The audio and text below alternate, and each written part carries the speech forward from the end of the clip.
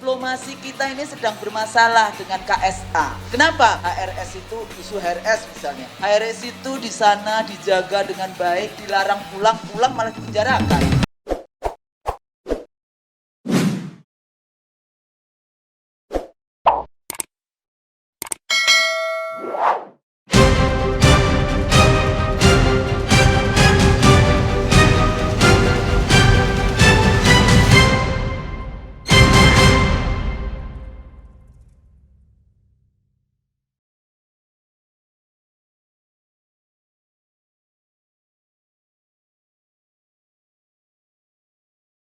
Peran negara, peran kebijakan publik ya dalam konteks kebijakan publik terutama public services. Jadi ya pelayanan publik. Terus tadi juga sudah dikatakan ujungnya adalah transparansi dan accountability dari walaupun selalu Anggito tadi bicara tentang Pak Anggito ya karena dia pejabat. Pak Anggito tadi bicara tentang aman, kemudian independen dan sebagainya. Tapi tetap harus dipertanggungjawabkan. Dia answerable to siapa? Kepada jamaah gitu ya. Yang sudah berapa juta sekarang yang sudah mendaftar? 4 jutaan? 5 juta? 4 juta kan? Kalau pakai laporannya BPKH 4 jutaan. Belakangnya nggak ada, dia cuma tulis 4 juta begitu. Nah persoalannya kalau saya kritik juga, komisionernya nggak ada perempuannya ya? Semua laki. Memangnya jamaah haji cuma laki semua? Penyelenggara, pengelola yang saya tanya komisionernya. Nggak ada kan? Satu cuma. Nah, jadi ini juga persoalan karena hampir separuh memang banyak laki-laki jamaah haji karena biasanya kalau keluarga punya duit biasanya bapaknya dulu yang berangkat, ibunya nggak usah nanti didoakan saja di sana. Saya juga punya paling tidak adik-adik saya itu ada 5, jadi ada 125 juta itu yang dititipkan ya, yang mestinya tahun lalu berangkat dan tahun ini juga nggak jadi berangkat juga, 2 orang yang nggak jadi. Nah ini juga masalah yang kita hadapi. Nah jadi ini sebetulnya kenapa jumlah penduduk kita banyak? Yang sudah haji berapa? 10 juta katanya ya. Kemudian yang terdaftar 4 juta katanya ada 13 juta. Sebenarnya ini bisa saja pertanyaannya. Siapa yang tertarik dengan bisnis ini? Karena yang umroh itu sudah mulai dikerecokin itu dengan bisnis-bisnis ini. Makanya salah satunya saya bilang, hey Muhammadiyah, hey NO, hey. Ini bisnis yang luar biasa umroh haji ini. Tapi jangan sampai kemudian dana umat tidak dengan amanah atau diambil lagi oleh yang lain. Apresiasi tentu saja, zamannya saya haji tahun 2000 itu satu kamar itu tidur masih di lantai yang kayak gitu Pak. Saya dulu masih tidur yang di lantai. Tapi masih campur, laki perempuan campur. Saya ngotot tidak mau, saya mau di sana betul-betul perempuan-perempuan. Wah itu berantem itu di sana itu ya, jadi bagaimana? Jadi ada unsur, kenapa ini penting? Karena 1 rukun Islam, 2 kita ini tamu Allah. Jadi sebetulnya pemerintah Menak itu jangan menunggu, oh kita belum diundang oleh KSA, Kingdom of Saudi Arabia. Enggak, Anda itu diundang oleh Allah. Jadi Anda itu melayani tamu Allah. Ini penting, itu surat Quran surat Al-Hajj ayat berapa itu Pak? 27, wa'adzin finnasi bil hajj. Ya, jadi ini kita itu disuruh ke sana itu karena diundang oleh Allah. Jadi ini mindset Kementerian Agama, ini harus penting ini berurusan dengan Allah. Kalau Anda boleh, wah udah selesai gitu. Jadi labbaik Allahumma labbaik Allahumma labbaik, itu dalam kancah, dalam arti aku datang memenuhi panggilan Allah. Jadi ini jangan dilupakan. Jadi apa fungsi negara? Memfasilitasi penegakan atau pelaksanaan rukun dan wajib haji. Rukun haji ini juga jadi masalah Pak. Misalnya contoh, kita mau mikot, kalau dari Indonesia dari Yalamlam, itu satu pesawat itu biasanya cuma 2 orang aja yang sudah pakai ihram kalau yang langsung ke Mekah. Sisanya enggak. Digampangkan gitu ya, menggampangkan. Padahal kalau Anda tidak mengikuti rukun haji, ya bisa aja sih dalilnya, oh ini dalilnya nanti darurat. Tapi kan hajinya batal. Bayangkan jamaah ya yang sudah, ibu saya dulu itu haji tahun 95 itu setiap hari itu nabung 1000 dari keuntungan jualannya sampai kemudian bisa pergi haji. Kalau bapak saya pensiun baru dapat duit, nah itulah yang pakai haji. Dulu masih 7,5 juta. Nah jadi kalau kita lihat dari sini regulasinya memang monopoli negara. Kalau tadi Pak Anggito mengatakan badan pengelola keuangan haji, jangan cuma masalah keuangannya saja. Sampai dia kan, oh keuangannya aman. Tapi kan tetap saja jamaah nggak bisa pergi. Nah di sini politiknya. Ini sebetulnya ranah Kementerian Dalam Negeri, BPKH, DPR, atau langsung Presiden. Karena Presidennya juga suka ngomong. Oh kan saya nggak baca. Kementerian Agama maksudnya? Ya, kok dalam negeri ya saya tadi ya. Saking seringnya dulu KPU berurusan dengan Kementerian Dalam Negeri. Kementerian Agama, BPKH, bahkan menurut saya Presiden bertanggung jawab. Karena nanti ada Menteri Luar Negerinya. Kalau tadi dikatakan diplomasi kita ini sedang bermasalah dengan KSA. Kenapa? HRS itu, isu HRS misalnya. HRS itu di sana dijaga dengan baik, dilarang pulang malah dipenjarakan. Bagaimana kemudian? Kalau tadi Bung Rizal Ramli mengatakan, ya lobby lah. Malu kali kalau harus lobby. Ya, gimana nih lobby nih? Nanti ditanya lagi, gimana itu kok HRS dipenjarakan? Kayak gitu gimana? Itu satu. Yang kedua, kita bicara tentang, bahkan kita duta besarnya belum jalan ya? Belum pergi ya? Kenapa itu? Nah ini juga yang kedua. Apalagi kemudian diskursus yang kuat anti Arab di Indonesia, kemudian Islam Nusantara dan sebagainya. Saya pikir ini mempengaruhi diplomasi hubungan Indonesia dengan KSA. Ya. Kemudian kalau tadi dikatakan uangnya di mana? Ternyata kalau dari laporannya BPKH itu ada katanya kita para jamaah itu menandatangani akad wakalah Pak Kiai. Jadi uangnya bisa digunakan oleh pengelola, dimanfaatkan oleh BPKH seenaknya gitu ya. Jadi mestinya akadnya jangan wakalah, mungkin akad yang terbatas. Apa itu namanya? Muqayyadah atau apa? Saya nggak tahu itu. Bagaimana menjelaskannya. Kemudian tadi argumentasi subsidi. Menurut saya agak tidak penting subsidi untuk haji ini. Tapi persoalannya, ini kan klaim negara. Klaim BPKH. Selalu mengatakan subsidi. Sebetulnya bukan, jadi ada 25 juta yang dibayarkan, kemudian 10 juta untuk pelunasan, kemudian selama 10 tahun menunggu itu ditambahin 10 juta. Jadi katanya biayanya 70 juta. Sebenarnya biaya 70 juta itu hitungannya siapa? Nah ini juga transparansi dan accountability-nya itu harus jelas. Bagi saya jamaah haji tidak penting untuk disubsidi. Gak penting. Karena apa? Klaimnya negara yang kadang-kadang kita, oh jadi gue hajinya nanti di akhirat nanti hisabnya kita gimana? Wah, begitu kan? Ini menurut saya gak perlu.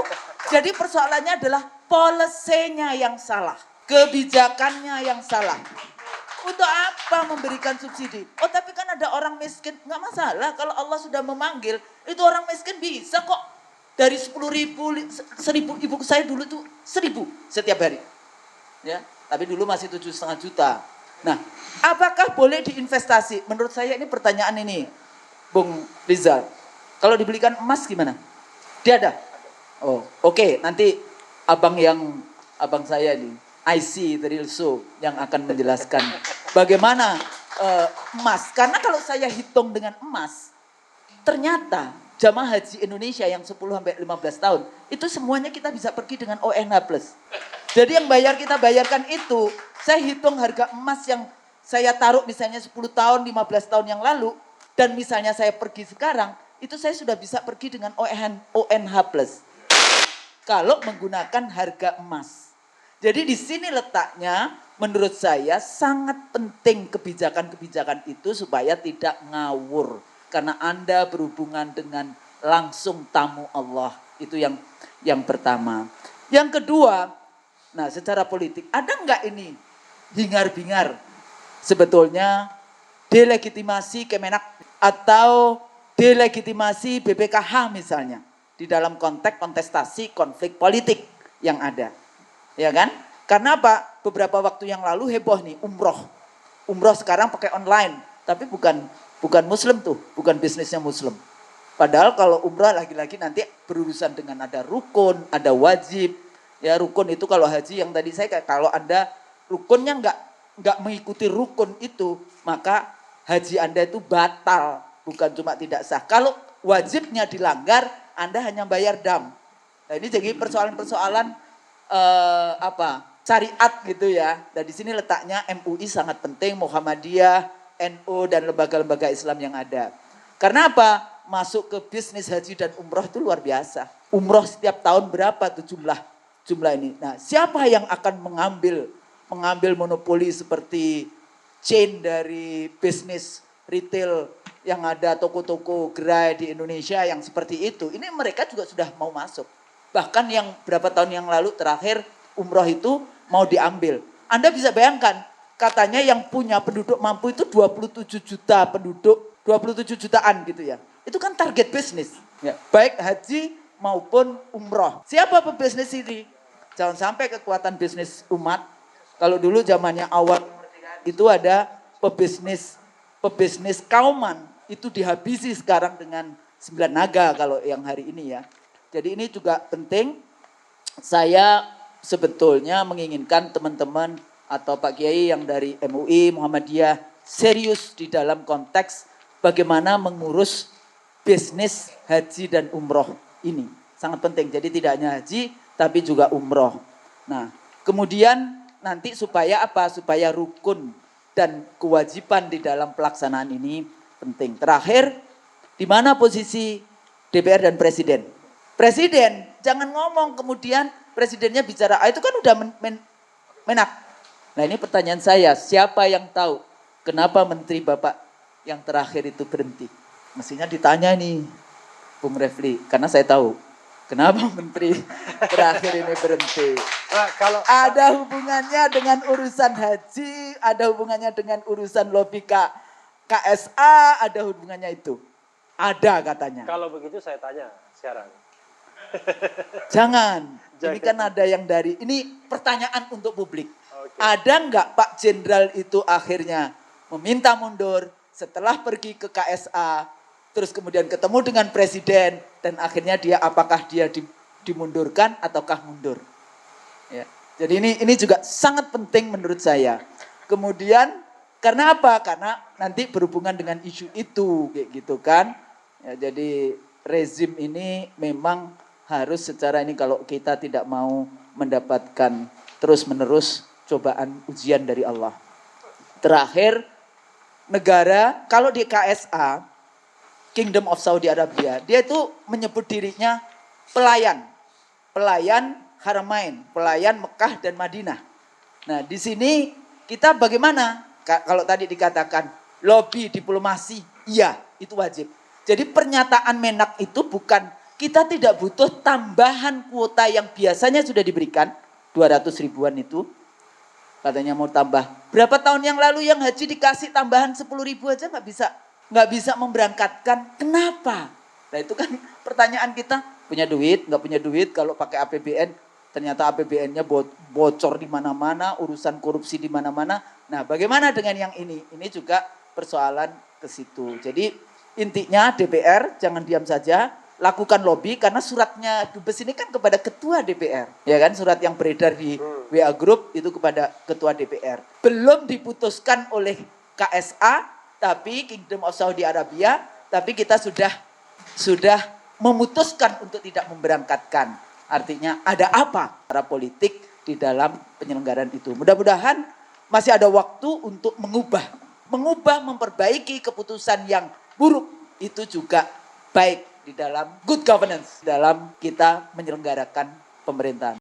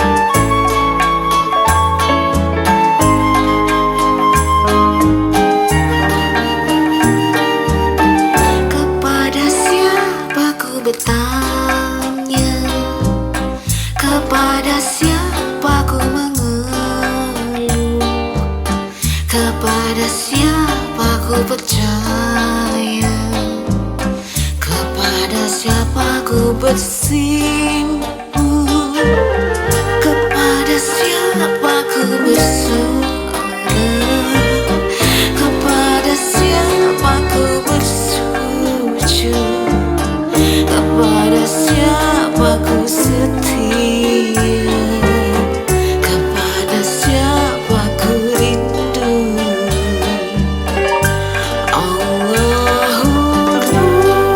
Rabbi, berserah diri kepadamu. Rabbi, selamatkan keluargaku. Duhai Allah, tak cukup kata melukiskan rasa cintaku. Hidup dan matiku segalanya ku serahkan kepadamu. Subhanallah, walhamdulillah, wala ilaha illallah, wallahu akbar. Subhanallah, walhamdulillah, wala ilaha illallah, wallahu akbar. Subhanallah, walhamdulillah, wala ilaha illallah, wallahu akbar. Subhanallah, walhamdulillah, wala ilaha illallah, wallahu akbar. Duhai Allah, tak cukup kata melukiskan rasa cintaku. Hidup dan matiku segalanya ku serahkan kepadamu. Kau selalu ada di segala suasana hatiku. Kau selalu ada di setiap detak jantungku. Duhai Allah, tak cukup kata melukiskan rasa cintaku.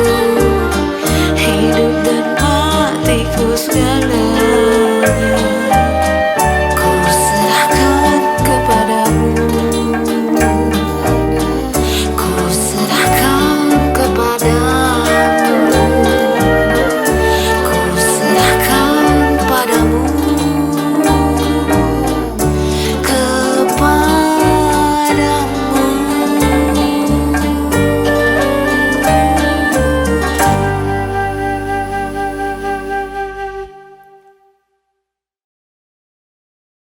Kau selalu ada di segala suasana hatiku. Kau selalu ada di setiap detak jantungku. Duhai Allah, tak cukup